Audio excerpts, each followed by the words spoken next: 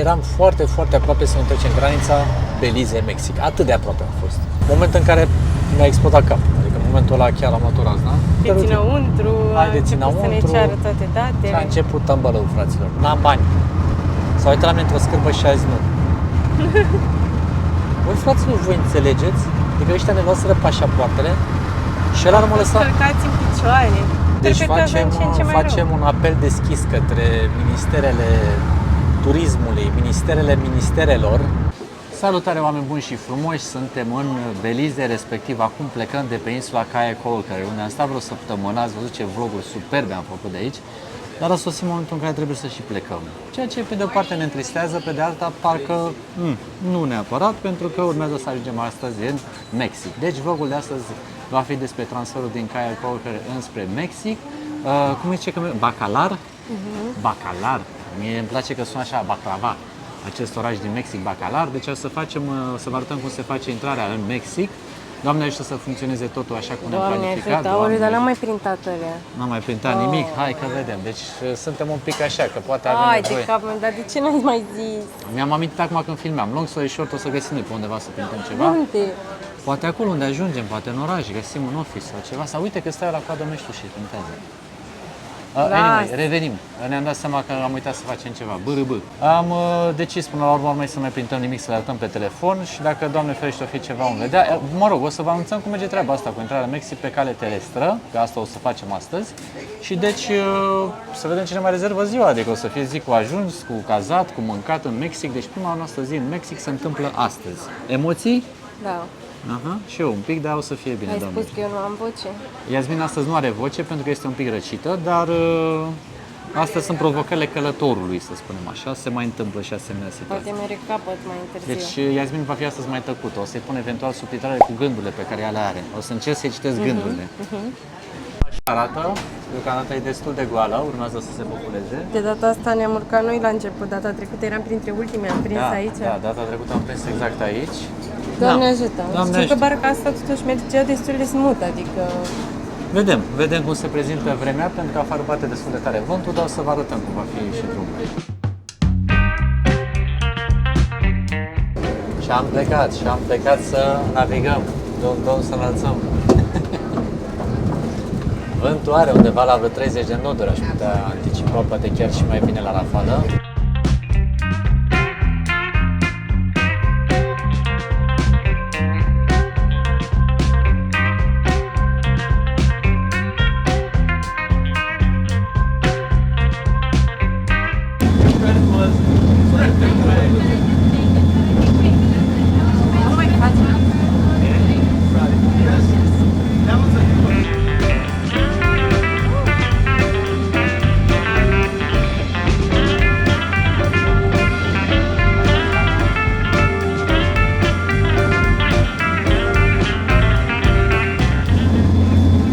Faptul că ne apropiem de uscat, asta e bine. Da. Credeam că o să fie mai rău. Nu mai bine, stai la un pic, se accelerează. Și am ajuns în port. A fost ceva băltăcheală, dar e bine. Aici, la Wet Lizard, cred că vreau să mă duc Iasmin. Pare că oamenii mâncau niște mic dejunuri. Crezi că acum ar intra un mic dejun după Nu știu, eu am spasme ale feței, ceva super ciudat, deci efectiv simt cum mi se zbat mușchii pe față. Nu știu, nu mi s-a niciodată așa. Poate de la vântul ăsta care a căzut așa super puternic și mi-a rămas așa o senzație, deci simt cum ori mi se relaxează mușchii, poate am stat cu fața. Deci astăzi, dacă pare că îmi faci cu ochiul, de fapt nu faci. Doamne, deci acum sunt și mai avariată. După ce că n-aveam voce și că mă simțeam rău, acum mi se mai zbate și fața. Deci, oameni buni, cam asta înseamnă provocările călătorului, da? De aceea se înțelege ce este în spatele camerei. Nu este întotdeauna pe bază de cocktailuri, apă, turcoaz și nisipul. Se mai întâmplă și provocări de genul ăsta, dar Doamne ajută, am ajuns cu bine. Totul ok. Cu happy ending, deocamdată. Totul e în regulă. Only falling supposed to be happening here, falling in love. Falling in love. Thank you guys, thank you. Alex! Congrats to captain, good flight, Alex! good way. Uitați, deci aici este partea de îmbarcare, cu această barcă a mers. Pare că a rezistat cu bine până aici. Și ăsta e portul din care am venit în vlogurile anterioare, da? unde se face îmbarcarea. Acolo ne salută și Iasmin. Deci suntem acum, am ajuns deja Bine ai în... venit, Alex. Cum a fost drumul? Foarte bine, A mulțumesc. fost ok? Da, super. Haide. Să mâncăm, Zi și să tu, mănânci bun și venit tu tu, ceva, Belize că City. Ești de pe drum. Belize City, cam asta e. Belize City. City, Uite, da. ține tu astea pentru bagaje, că eu merg la Atlanta Express, You must da? believe it. I can't believe we made it. We believe we made it. Da, am ajuns. Hai la bagaj. Du-te tu la bagaje, Ok? pa. Mai explorăm un pic așa la picior orașul Belize. Mergem undeva în zona aici să mâncăm ceva. Și totuși hai să vă arătăm cam cum arată lucrurile pe aici. Pentru că vorba aceea am petrecut timp de calitate și ne îndreptăm spre Mexic imediat. Nu vine să cred cu cât de multă ușurință spun asta. Plecăm din Belize, ne ducem în Mexic, din astea. Just an ordinary day. În aventura noastră, un an cu Ghiezdan. Cam așa. Și ăsta e locul în care Hai pe aici. am ales să mâncăm. Mergem și un amicul dejunel după o mică bâltâcăială pe barcă. Mai Atât. bine că n-am mâncat înainte. Mult mai bine că n-am mâncat înainte. Știi că tu voiai, te Eu tenta. aș fi vrut, n-aveam eu treabă neapărat. Dar într-adevăr, când sunt bâltâcăieli din astea, nu prea e bine să mănânci înainte. Și ia uite ce frumos. Deci aici e locul, aici e terasa. Ne mai uităm un pic la apă. Dacă nu ți-a ajuns. Nu? Acum de pe uscat te uiți la apă. De pe uscat parcă arată mai bine treaba, nu? Hai că e bine, Doamne ajută. Foarte bine arată. Ne-am scos și sculele un pic pe masă, facem acum un cover. O vedeți pe Iasmin că ea este capul răutăților. Ea face cele mai faine cover-uri pentru care îi mulțumesc în fiecare zi. Mulțumesc tare mult, iubito. Deci se face de un cover, se face de o postare imediat, listăm vlog nou, așa că fiți pe fază, ne băgăm să păpăm. Am scăpat camera.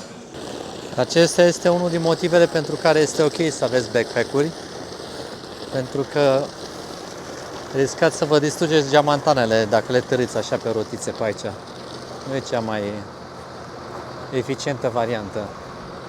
Și aici este microbuzul unde o să ne încărcăm pentru bacalar. Iasmin deja este prima la intrare pentru că știe că pe drumuri mai are mici chestii legate de mișcare, așa că este la intrare să își ia locul. Gata, ne-am pregătit de plecare. Suntem aici cu autocarul vesel. Toată lumea la locurile lor. Cum ești, iubita? Doamne, ajutăm ca un pește. Ești fain. Da, deci suntem pregătiți Sunt să dăm bine, drumul. de-abia la aștept tren. să Hai, ajungem. Mexic, venim. Ei.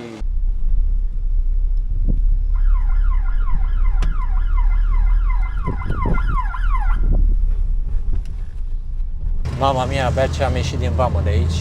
Suntem în Mexic oficial, dar nu o să vă vină să credeți ce s-a întâmplat pe aici. Eu Vai nu de știu cum mine. de tu poți să vorbești acum, că eu trebuie să-mi adun gândurile. Da, nu? Bine, nici n-am voce ca să vorbesc.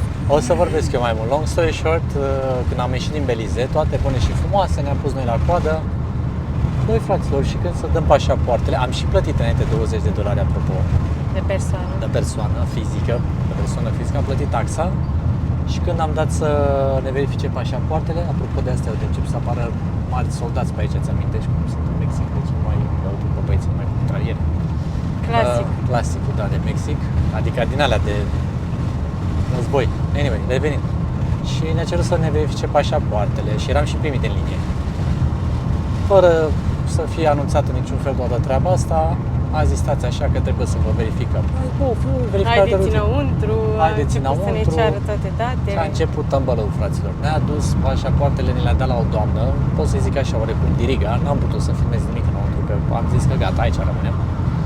A venit o doamnă care, cum să vă zic eu, se vedea că era dură treaba. Nu vreau să jignesc, Doamne ferește sau ceva, dar era dură rău de tot, doamna aia. Cu noi Eu și... deja începusem, după primele 2 minute de așteptare, deja începusem să-mi fac calculul la daune. Mă gândeam, păi zborurile către Cuba au costat atâta, Doamne, ce am zis că nu o să cazările au trecem. costat atâta. De fapt, Mă eram gândeam foarte câți bani aproape am să nu pierdut. trecem. Eram foarte aproape să nu trecem granița Belize-Mexic. Atât de aproape am fost. Credeți-mă. Deci nu exagerăm cu absolut nimic. Cert este că Cred că doamna... mai aproape. Mai aproape, am fost atât de aproape. Cert este că doamna asta ne-a luat pașapoartele și foarte sec ne-a spus trebuie să așteptați. Să-mi zică bossul că... Să-mi zică bossul dacă voi treceți. Și am așteptat, au Bă, trecut frate, toți și oamenii. au trecut tot grupul nostru. Și eram vreo 15.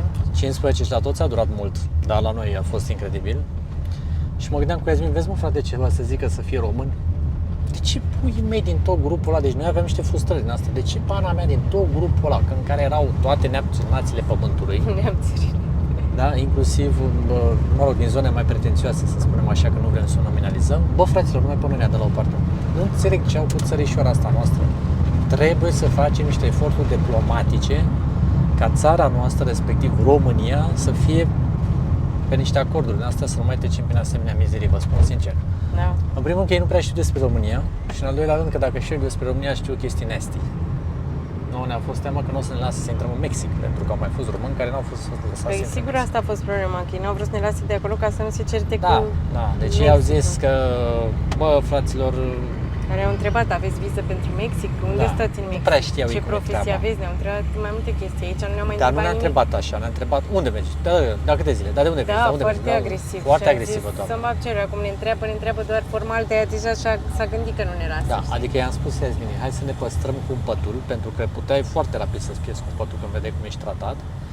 Și, mă rog, ne-am păstrat cumpătul. Toată echipa noastră a fost afară, adică tot că autobuzul și acum teama noastră era că noi aveam și bagajele și laptopul Deci și inclusiv- tot era în microbuzul, unde șoferul a venit la un moment dat și a spus, fraților, sunt oameni care trebuie să ajungă la aeroport, sunt oameni, mă rog, trebuie să plecăm. Moment în care mi-a explodat capul, adică în momentul ăla chiar am luat o razna. Am zis, m-am dus la femeia în birou, am luat-o pe românește așa. Doamnă, suntem turiști, hai să vedem, pleacă microbuzul, poate nu.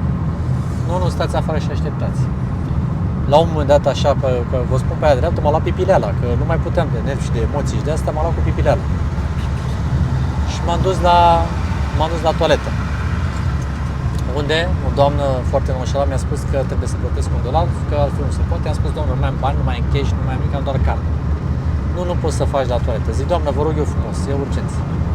Femeia, de crez și de gânduri bune, zice, hai bine că vorbesc cu șeful meu. Șeful la toalete, atenție. Șeful la toaletă. Șeful la toalete, băi, fraților, s-a uitat într-o scârbă la mine, i-a zis, mamen, i-a zis, domnule, am pașaportul, a controlat, acum trebuie să trec, să să mau, ajută-mă că fac pipi, mamen, n-am bani. S-a uitat la mine într-o scârbă și a zis, nu. Băi, fraților, voi înțelegeți? Adică ăștia ne luaseră pașapoartele și ăla nu mă lăsa. Călcați în picioare. Băi, frate, am fost călcați în picioare la propriu, adică, Între mă rog, timp nenea asta face niște manevre mă rog, cel am puțin ajuns în Mexic, se periculoase. conduce mexican, dar cum prea puțin în pas am ajuns până aici, nu mai contează restul, ce să zic. Anyway, deci nu m-a lăsat să merg la baie. Deci, pe bune, dacă ne mai ține acolo 3 ore, Și mă te-ai pe enervat și mine. mai rău. M-am enervat și Și, mai rău. și după aia colac peste pupăză. Asta a Așa. fost colac peste pupăză. După ce ne-a zis aia ok după o oră, Da. ne-a zis să nu mai stăm din nou la coadă și ne-a spus să sărim coada să Deci spunem după că ne-a o zis oră, ea. după ce m-am dus, mă prietenisem cu ea, am început să o dau la Ne-a zis glume, că la... you're welcome, că good day, nu știu ce. Deci am început, am trecut prin toate Ne-a emoții. zis, haideți, mergeți și nu mai stați la coadă, vă așteaptă tot grupul, duceți-vă primii, că e ok, Și știi? se schimbase gicuța fraților de la Da, am zis, Ucicuță, domnule, uitați, ne-a zis doamna de la office, tocmai ne-a spus că putem să intrăm, Să că trecem. așteptăm de mult timp, nu Și știu. ăla s-a uitat cu altă sictireală la mine. Mamă, deci ăla ne scuipa, you need to wait in line. $20 pe om, Și repet. noi eram gen, domnule, vă rugăm, dar tocmai ne-a zis doamna de la ea, venim de acolo din birou, ne-a zis că să trecem. Yes, but there is a line. Bă, fraților, la Mamă, apucase pe ăsta corectitudinea, deci, și ca să fie totul complet, la un moment dat m-a trimis doamna, ca să vă dați seama unde s-a ajuns, să aducă șoferul care ne face nouă transportul de la microbus, care e șofer ghicișe, plecase între timp cu oamenii din microbus să-i ducă pentru a le lăsa Nu, bagaje. și aia a fost patetică, la modul nu ne mai lăsa când avem șofer, dar Băi, fraților, vă ajunseserăm pe înțelegeți? jos până aici, nu? Voi Deci înțelegeți? a fost tot... Și am văzut în zare cum pleca microbuzul cu tot, cu bagaje și cu tot, și șoferul, ce bă, la mă, că încercam să-l... Deci eu îl fluieram din vamă, stând atârnat pe un geam, fluieram... Bă, gule, vină! Și la urmă, nici telefon aveam, nici nimic să-l sunăm, nici semnal, vă dați seama. Anyway, deci nu mai- deci a fost ceva, a trebuit să Ceva relatăm. Deci a fost prima noastră experiență neplăcută în traversarea granițelor, dar nu unica, v-am spus, și în Nicaragua. Nu Dar și în înțelegeam. Panama a fost faza cu autobuzul când el a verificat. Da, deci nu, când te văd că ești din România, deci că ce e cu ăștia pe aici și cum să... Direct, te bagă Da, și în Nicaragua ne era pașaportul. Și în Nicaragua ne era pașaportul, eram ne-a singuri pus și toată lumea se uita la noi cu milă. Și uită la tine, adică era tot ca autocarul, vă dați seama. Oamenii treceau pe bandă rulantă Și s-au uitat la noi și vă dați seama că... noi eram pedepsiți. Nu de asta, dar te gândiți, bă, ăștia ar fi Păi traficanți, da, și după aia români, și frate, eu zic că români. de unde erau ăia de noi a lăsat? Din România. România. Și după Da, aia mă, toată, frate, așa, că- așa se perpetuează. Da, păi da, mă, pe român, normal că de-aia nu-i lasă, ești bagabonți, nu? Vă dați seama?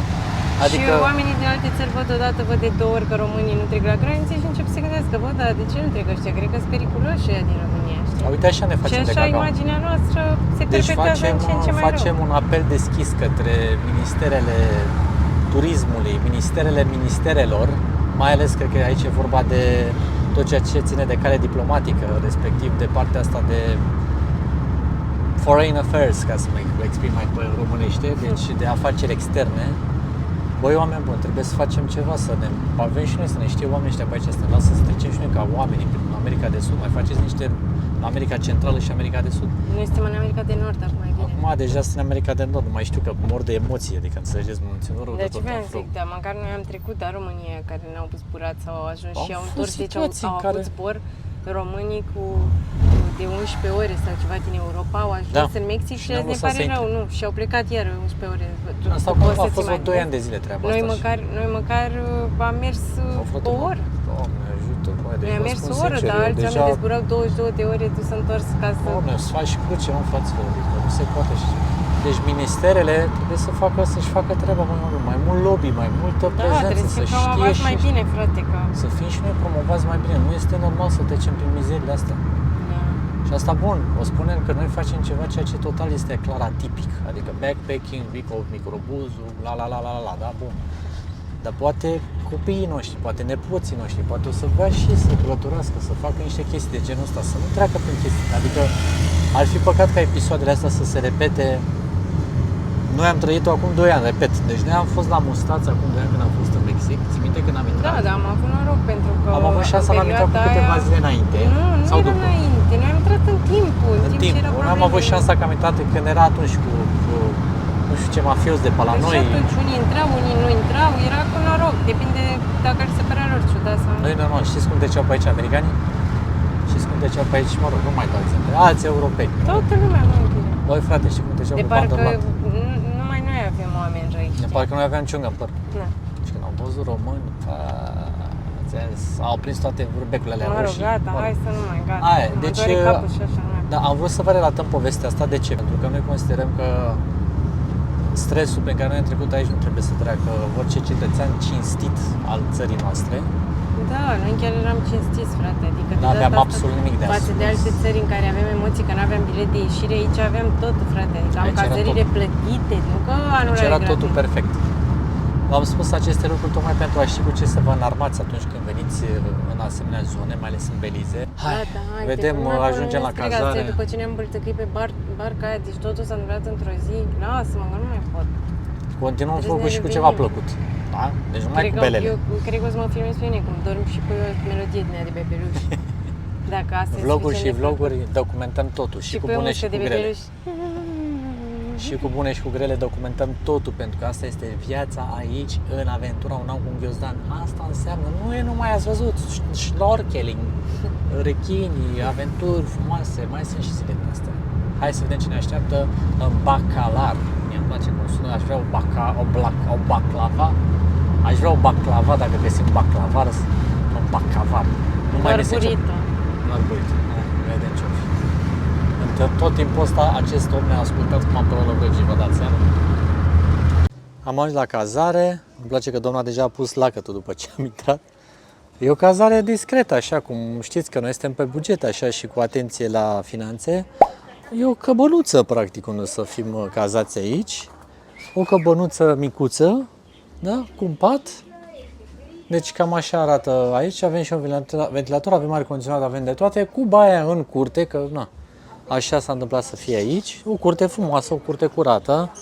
Avem și o mini cinetă, evident, a uitat să pună termopane doamna, n-am mai avut bani și pentru termopane. Cu oragaz, cu cafeteiera, cu tot ce trebuie, internet, bineînțeles, pentru că băiatul are nevoie de internet, că mâine e trabahar. Și aici o zonă de relax. nouă ne place, arată foarte bine, doamna are și o energie frumoasă, unde am ajuns, are și foarte mulți papagali și de aceea și vedem aici. Aici e baia, apropo, o baie cu duș, cu tot ce trebuie, curată. Și ia să vedem. Ia uite, aici ne arată doamna papagalii. Uite ce frumos sunt. No lo come, lo destruye. Deci întreabă Iasmina aici toate detaliile și ia uitați și aici ce de peruși are doamna. Ne-a primit la ea în casă, ce să. Ia uitați-vă aici ce e. Mama mia, câte... Nici nu știu ce o face cu ele, dacă face comerț sau știu ce o face. Dar uitați-vă cât are aici, câte păsărele, frumușele. Dar dați seama ce o să ne facă asta mâine dimineață, că o să fie sinfonie. Ești pregătită azi, că mâine dimineață va fi sinfonie aici, nu?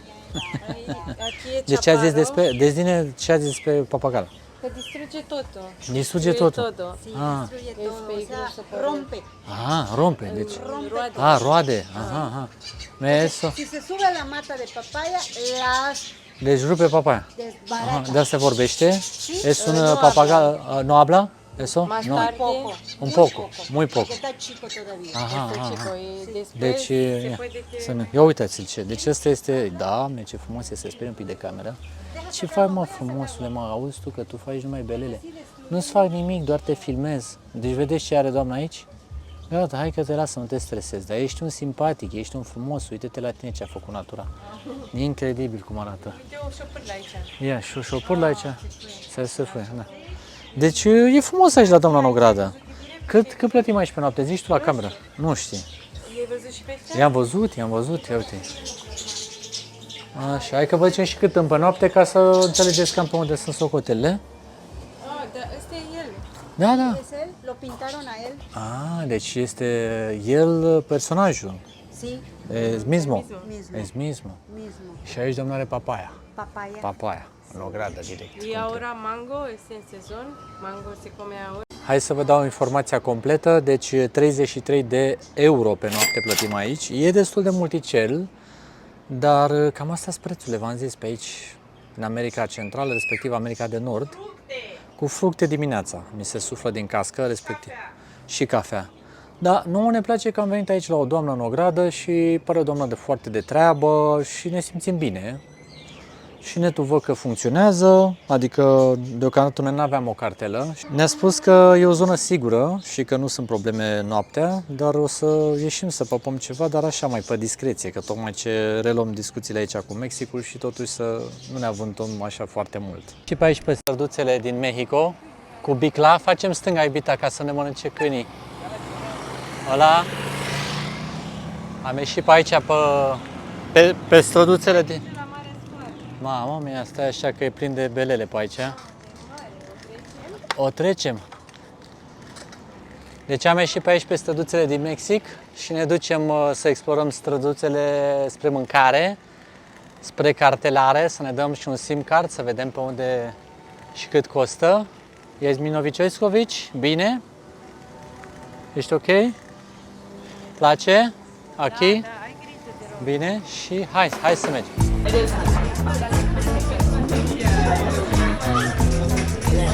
Hello! Hola.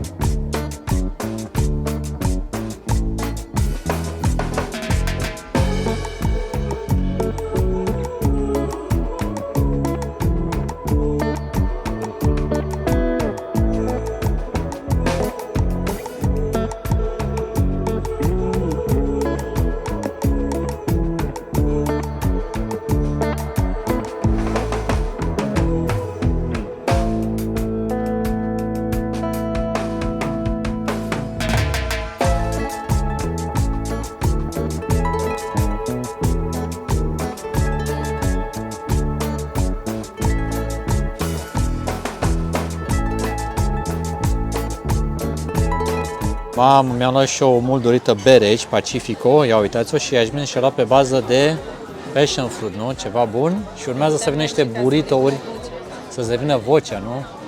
Oameni buni și frumoși, Pacific Ocaia este o bere foarte bună. Noi vă îmbrățișăm cu drag și vă mulțumim că ați fost și astăzi alături de noi. Am trecut prin multe. Lăsați like-ul dacă v-a plăcut, lăsați subscribe-ul și ne vedem tocmai în următorul vlog. Până atunci vă îmbrățișăm cu mare drag.